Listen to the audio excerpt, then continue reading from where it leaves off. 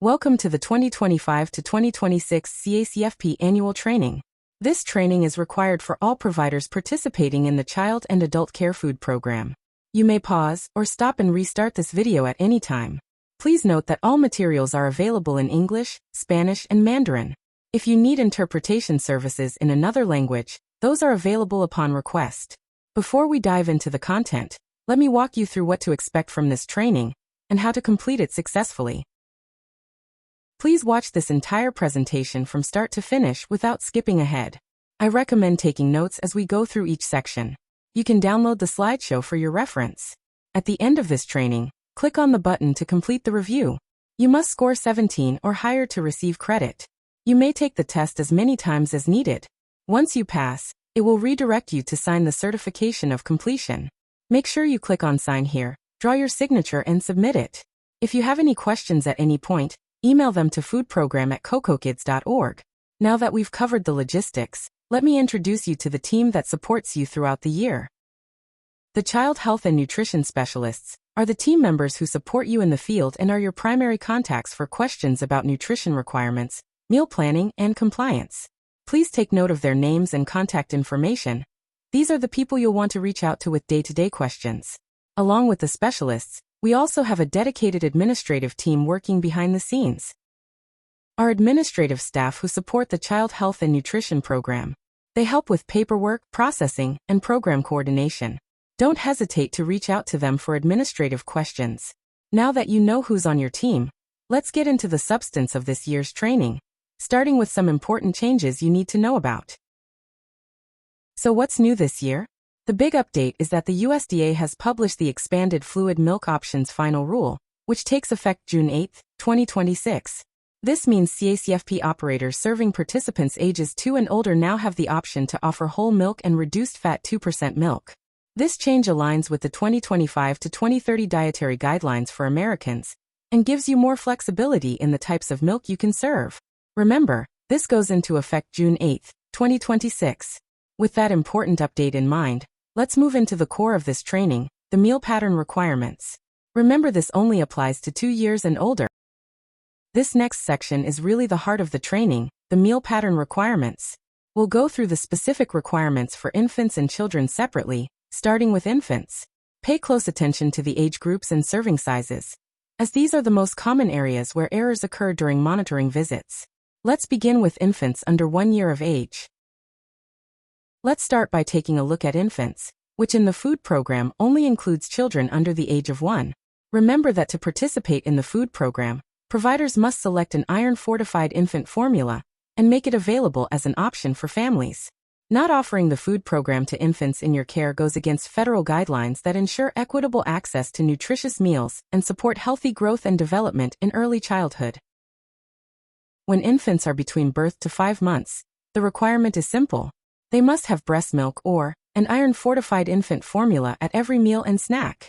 Remember that they must be given between 4 to 6 fluid ounces at each meal and snack.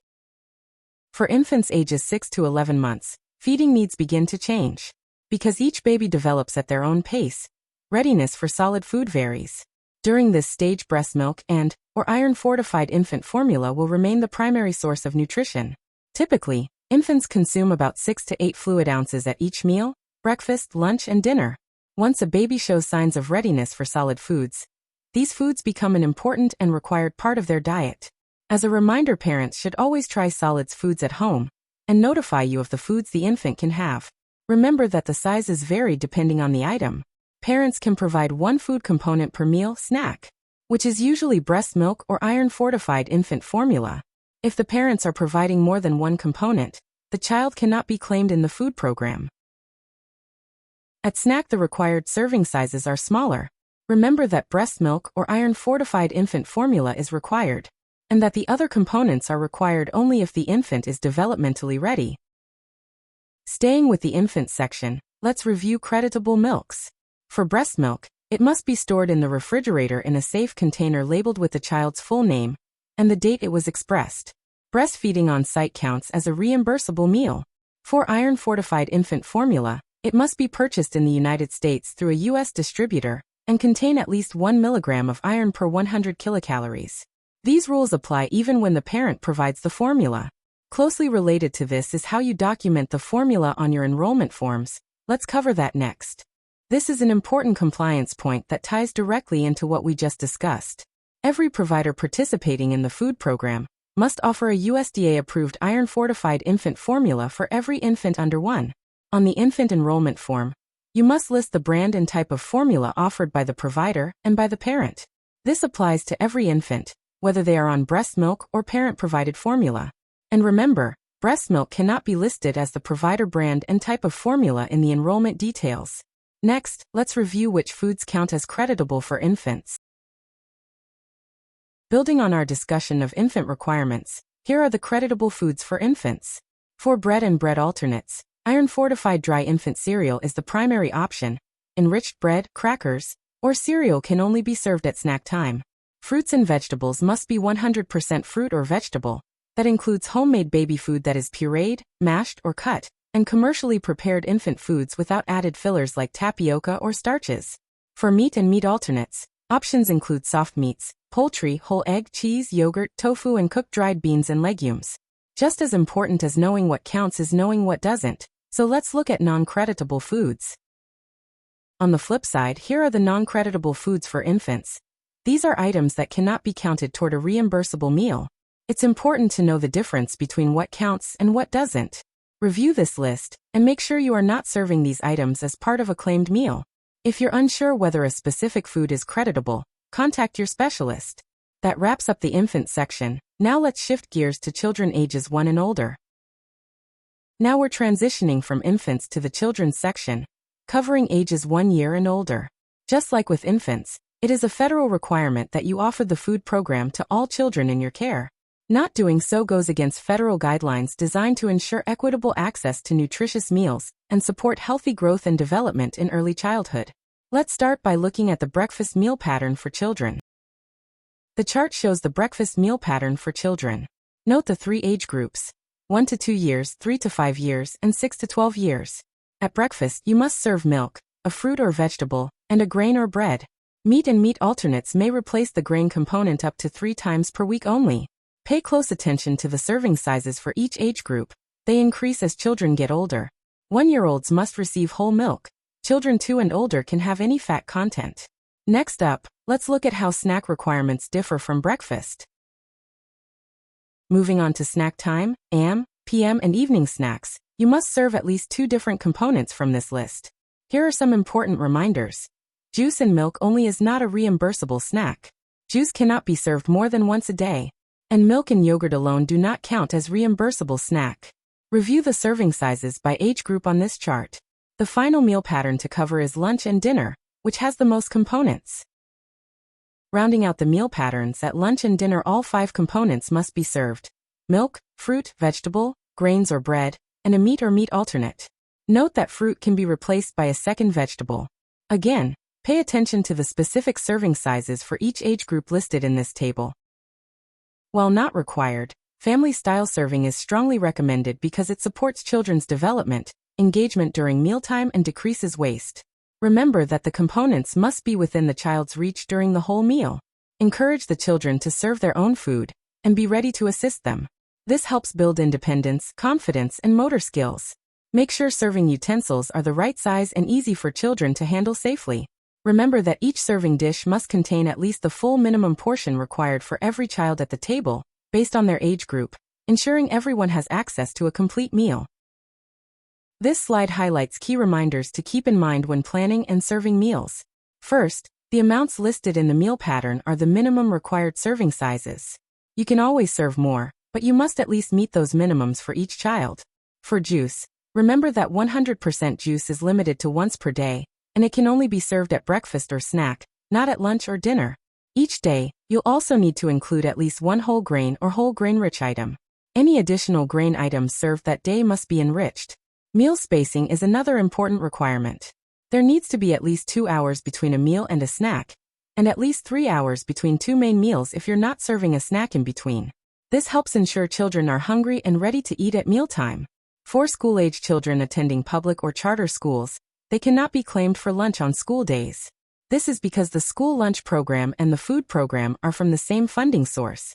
If you have a situation where a child does not have a scheduled lunch period at school, be sure to reach out to your specialist for guidance, so we can support you appropriately. This slide covers foods that are considered non-creditable in the food program. If you serve these foods, they do not count toward any of the required meal components. They are considered extras, so you still need to provide all required components for the meal to be reimbursable. Some common examples include takeout or to-go foods and restaurant meals. Even if the food looks like it meets the requirements, it cannot be claimed. Frozen dinners or TV dinners are also not allowed, as they do not meet program standards. Foods that are deep fat fried on-site, meaning fully submerged in hot oil, also do not count toward a reimbursable meal. Another example to remember is canned spaghetti or pasta, which is not allowed in the program.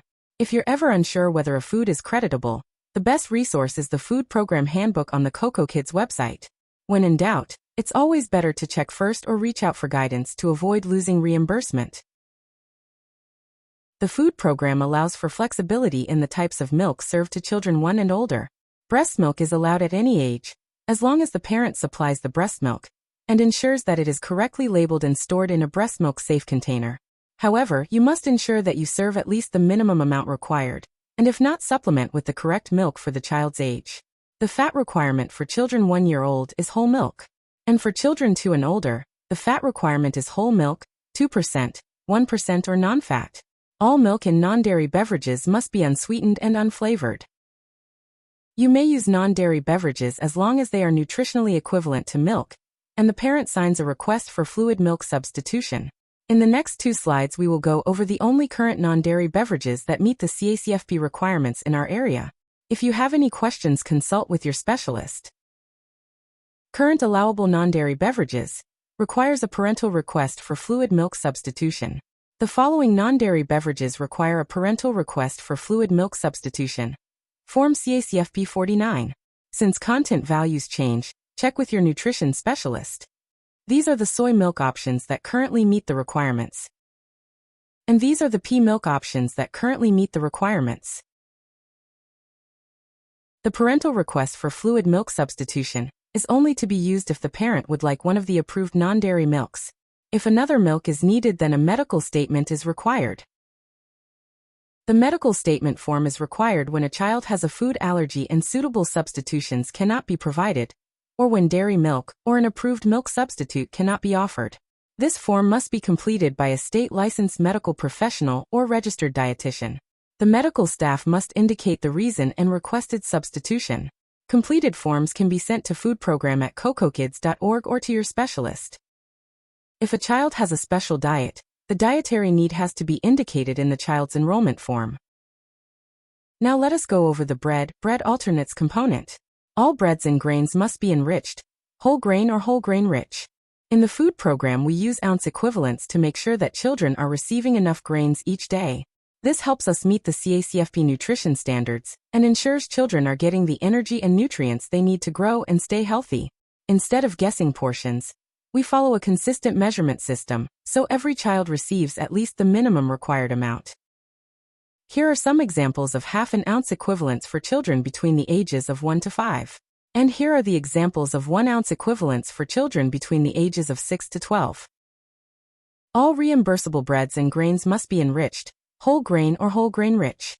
A whole grain or whole grain rich food must be served once a day, or the lowest reimbursable meal with a grain is deducted for the day. Every bread, grain item must have a label including the ingredient list, even if it is made at a store, for example, fresh French bread, croissants, bolillos, naan, etc. When looking for whole grain or whole grain rich items, use the rule of 3 by following these steps. Find the ingredient list. Simplify the ingredient list. Any grain derivatives, byproducts of grains, may be disregarded. Any non-creditable grain ingredients, for example flours that are not enriched or whole, that are labeled as 2% or less of product weight, may also be disregarded. First ingredient must be whole grain. Second ingredient, if any, must be whole, enriched, bran or germ. Third ingredient, if any, must be whole, enriched, bran or germ. Hominy, masa harina, corn tortillas and popcorn are whole grain items. Depending on the type of grits, they may be enriched or whole grain. Always check the ingredient list. The items shown on the screen are not whole grain, whole grain rich, or enriched, therefore they do not count towards the grain ingredient. You must serve a different tortilla, such as corn tortilla, 100% whole wheat tortilla, or enriched tortilla. The tortillas shown on the screen meet the requirements and are reimbursable. Here are examples of reimbursable grits. The ones on the left are enriched, and the ones on the right are whole grain. Remember that breakfast cereals must not have more than 6 grams of added sugar per 1 ounce of serving. And it must still be enriched, fortified, whole grain or whole grain rich. The cereals shown on the screen are too high in sugar, and therefore not a reimbursable item. Instead, use the cereals, which meet the requirements, because they are whole grain rich, and under the sugar limit. Remember that all bread and bread alternates served in the CACFP must be enriched, whole grain, or whole grain rich. The breads shown on the screen are not reimbursable, because they are not whole grain rich, or enriched. Therefore they do not count towards the grain ingredient. You must serve a different bread such as 100% whole wheat bread, or enriched white bread. Instead, use breads like the ones shown on the screen. The one shown on the left is 100% whole grain, and the one on the right is an enriched bread. When serving pizza, you must put the pizza together. Do not use any commercial, frozen or takeout pizza. This includes ready-to-bake pizzas. Imported pastas and rice are usually not enriched. It must say enriched in the packaging, especially if purchased at places like Trader Joe's and Costco. If in doubt, ask a store staff member. Powdered cheese or filling in ravioli and tortellini do not count if not homemade. White jasmine rice and basmati rice do not meet any requirements. Because they are not whole grain rich, or enriched, therefore they do not count towards the grain ingredient, and are an automatic deduction. Instead, serve brown rice, wild rice, or enriched white rice. These pastas are not whole grain rich, or enriched, therefore they do not count towards the grain ingredient. Instead, serve 100% whole wheat pasta, or enriched pasta, like the examples shown. When serving fruits and vegetables, you may use fresh, frozen, or canned. Unsweetened 100% juice can be served once a day during breakfast or snack. If served at snack, it cannot be served with another liquid. Remember that the fruit and vegetables added to a smoothie count as juice. Also, if you use milk to prepare the smoothie, the milk becomes non-reimbursable. Now let's take a look at the meat alternates. Remember the CACFP required serving sizes for protein are as follows. For children between 1 to 2 years of age, you must serve 1 ounce of protein at lunch or dinner. For children between 3 to 5 years of age, you must serve 1.5 ounces of protein at lunch or dinner. And for children between 6 to 12 years of age, you must serve 2 ounces of protein at lunch or dinner. When it comes to cheese, many times we can be confused about what items are creditable. Velveeta and Kraft singles are not real cheese. If the packaging says cheese product or cream, look at the fine print. They are not creditable. These are some examples of cheese products and creams, which are only an extra. Instead, purchase these hard or soft cheeses. Remember that beans and legumes are a great source of protein and an excellent meat alternate. Next, let's take a look at CN labels. What are CN labels? CN stands for Child Nutrition. The purpose of the CN label is to identify the amount of meat/meat alternate provided in each serving size. This label is required on any commercially prepared, processed frozen fish or meat products, such as fish sticks. Chicken nuggets are no longer reimbursable because in Contra Costa and Alameda counties, there are no commercially prepared chicken products that have a CN label. If they become available again in our area, we will reinstate them as a reimbursable item. But you must save the label for all CN label products for review. Always look for a CN label when purchasing commercially processed products. Remember to always save the label by keeping the product in its original package. No internet labels will be accepted. Remember that only store-bought, commercially prepared yogurt with a label, and with no more than 12 grams of added sugar per 6-ounce serving is acceptable. Do not use homemade yogurt, drinkable or frozen yogurt. Here are some food safety reminders. Remember to always wash your hands before, during and after handling food. This next section touches on the importance of claiming meals daily, and what to do when you encounter a problem. You must claim meals and snacks before midnight to obtain reimbursement for the meals and snacks served during the day. Remember to only claim children that are not only present, but that have been served the complete meal or snack at the scheduled time. You must accurately report your meals and meal times. Notify your specialist via email or text of any changes to meal times. Changes will be applied as soon as possible. Manually changing your meal times can result in claim errors. Any internet or software issues which prevent you from recording must be reported via email or text on the day of service before midnight to receive reimbursement. Include meal components served, attendance, and a screenshot of the issue. If you forget to record your meals, it is understandable, but USDA requires the records to be reported daily. If you ever find KidCare unresponsive, try following these steps. You most likely just need to use a different device or clear your history and internet cookies. As a best practice, it is recommended for the providers to use a sign-in sheet. It is always good to have if verification is needed. Remember to always double-check your meal times and make sure that they still match the times you are serving the meals. Let your specialist know if your meal times need to be updated. Let's make sure you are able to review the information reported and submit your claim. Remember to always send a scan or clear picture of the newly enrolled children to foodprogram@cocokids.org. The signed enrollment form must be submitted as soon as possible. Remember that the child will be activated as of the signature date. Also, submit your claim on the last day you claim during the month. The longer you wait, the least time your specialist has to review your claim and contact you to make any possible corrections. Here are instructions on how to review the meals and children you are claiming, and how to review the submitted claim. Now, let's review which records you should keep. Keep copies or electronic records available for review. Keep labels of whole grain-rich foods, low-sugar cereals, and yogurts. Let's go over how the CACFP reimbursement system works. One of the main issues for not receiving the correct reimbursement is due to errors in the child enrollment form. When completing enrollment forms, the parent contact information is required. Please do not use your address or phone number. We need the parent's phone number and the address the child resides in. Enrollment forms will not be activated without this information. Remember that as a CACFP participant, you must offer a brand of iron-fortified infant formula to the families in your care.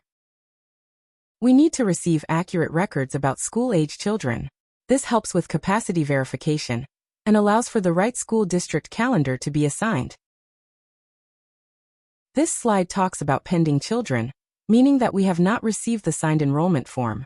Think about it this way: pending children equals no payment. Parent signature date must match enrollment date to receive payment from the date the child was first claimed. Forms must be sent by email immediately. Anytime you make a change on the child's schedule, we require a newly printed, updated, and signed enrollment form. Remember to remove children no longer attending your childcare as soon as they leave. If a child returns, you must notify the food program at least 3 business days ahead. As a reminder, every year the children enrollments expire on August 31st. On September we send a re-enrollment packet by mail, and it must be received no later than September 30th. Here is a timeline of the re-enrollment packet. Remember, the re-enrollment packet is due on September 30th. And any child that continues to be claimed after September 1st needs a renewal. If you want to claim your own children, you must be income eligible and follow these requirements.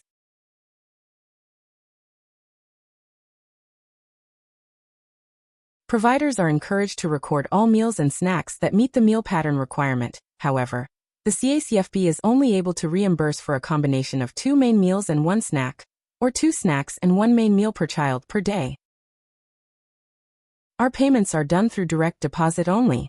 We pay our providers as soon as the money is received from the state. However, the dates are affected by when the state mails the check. The CACFP reimburses based on a 2-tier system set by USDA. If you are a Tier 2 provider, you may be able to qualify for Tier 1 by income, or if you are participating in a specific federal program. Some providers may be able to qualify for Tier 1 for some families. However, in order for a provider to use this option, they must provide the meal benefit form to all families in their care. Please contact your specialist for the forms and requirements. During the Civil Rights Training section, we will look at collection and use of data, compliant procedures, and requirements for reasonable accommodations of persons with disabilities.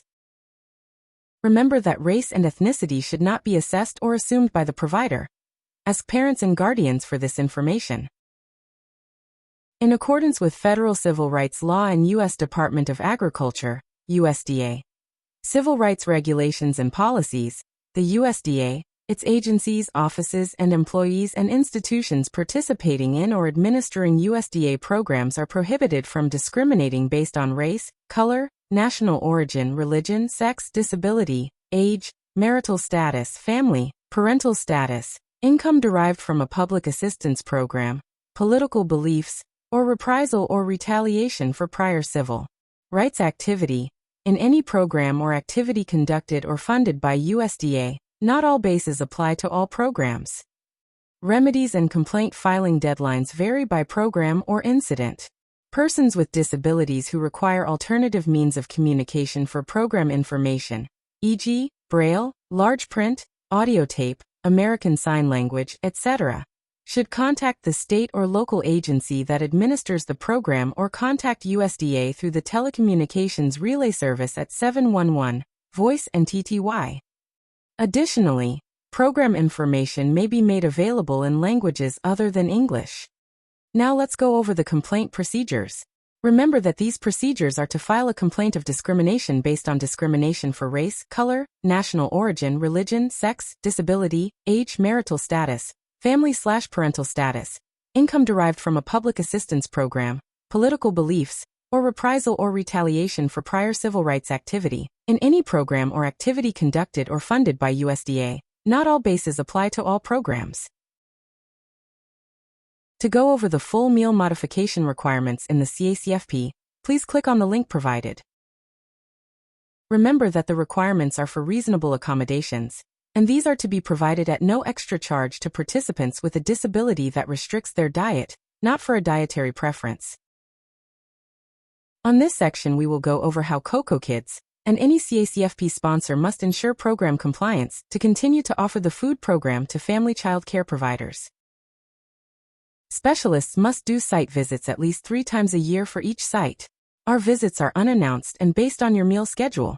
Please notify us of any intended absences or changes to your meal schedule so that we do not have to deduct any meals or snacks, and you are not found to be seriously deficient due to a non-performance issue. Communicate with your assigned specialist. If you do not receive a response, or if the response is that your specialist is out, please reach out by phone or email to the general contact information. These will reach all specialists at the same time. Remember that the food program is a federal program, therefore you must comply with all program requirements. You can also manage your kid care calendar to notify your specialist of intended absences or closures. If you made a mistake, you can modify or delete the event. Here are some reasons to update your kid care calendar. The following holidays are not reimbursable: New Year's Day, Memorial Day, 4th of July, Labor Day, Thanksgiving Day, and Christmas Day.